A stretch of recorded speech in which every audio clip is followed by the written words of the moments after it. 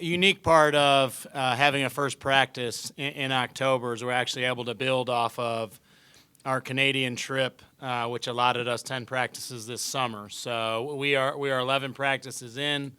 I think the things that I've really been impressed with our group so far is the building of a level of competition, and to kind of talk more about that is just each day in the different drills, trying to build that competition level. And we do it in some unique ways. There's some kind of fundamental consequences for the teams that lose, but that understanding of basketball is a game that you have to win a lot of smaller battles to end up winning the game itself. And I've been really impressed with that. I think in a lot of ways, and I've said this publicly before, it is like having 15 freshmen. And I mean that in a great way, that the learning process right now, there's an eagerness to learn, to be able to take what we had in the summer when we had everybody there. We've mixed teams up. Early in the season, you're not trying to find your starters. You're trying to figure out what combinations work well together and how each individual can push each other. And I think our group's done a great job with that.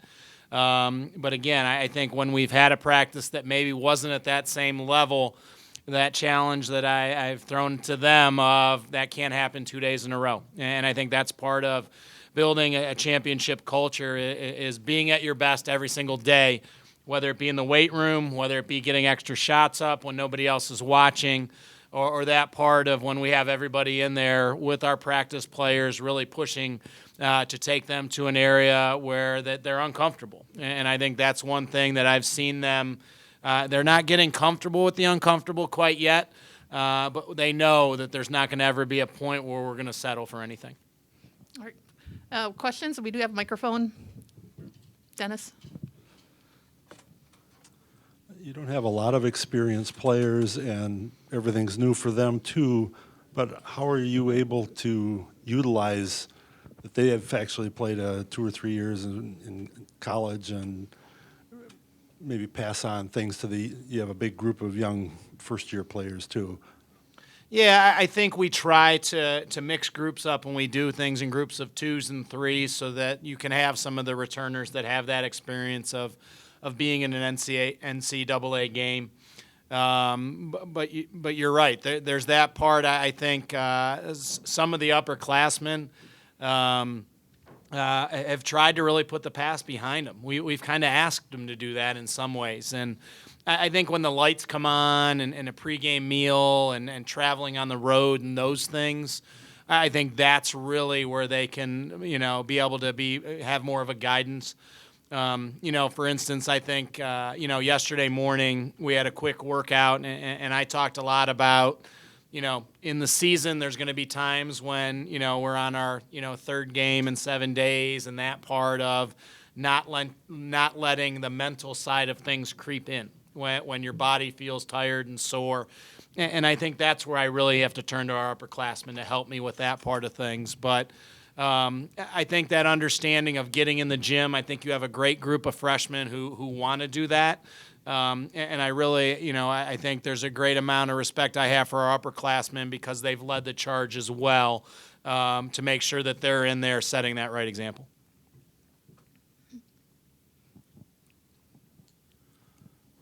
One of those new people who's also an experienced player, and Kendall Shaw, what have you seen in her, and what does she bring to your team as a experienced newcomer?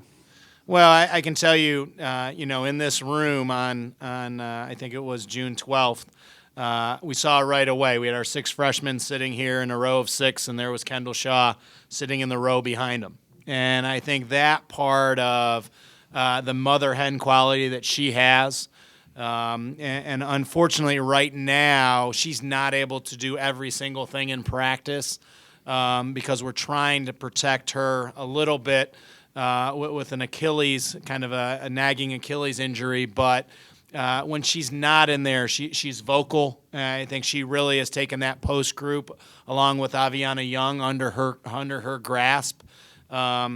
And I think that seeing what she was able to do in the 10 preseason 10 practices for Canada, and then in the games, I think that level of respect that our freshmen have for her. So Kendall understands the big picture. I think that's the big part of how to take care of your body, how to make sure and utilize athletic training, making sure and working with strength and conditioning.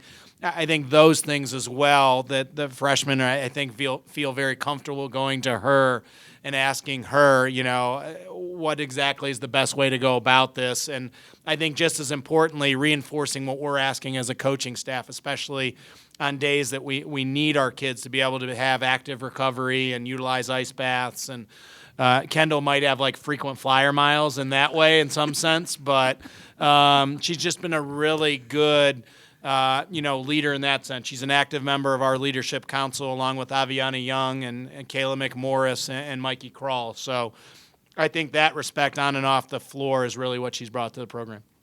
Phil.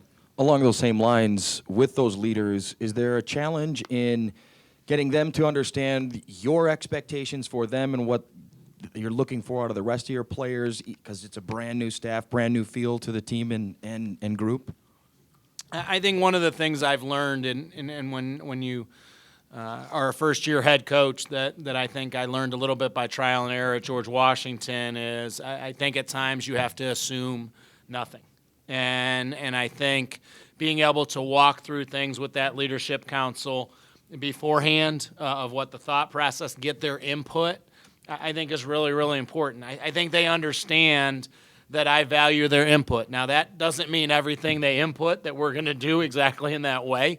But I think just trying to make sure that they have that voice, but knowing still everything's brand new for them. And even if they've done something in a similar type of way, it's with a different voice. It's a position coach that they haven't necessarily played for before.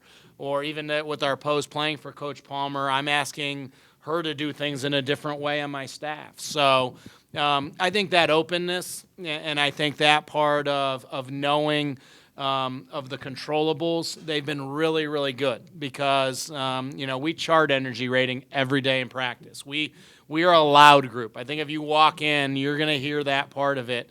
And I think those are the steps you're taking right now after 11 practices to make sure that you can constantly build on that.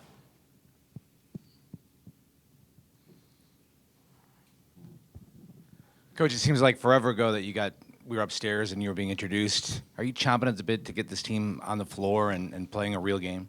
Well, I got a little, in Canada I got an opportunity, which was great. And I think those 3 games were really good, kind of first initial opportunities for me because all 3 were very different.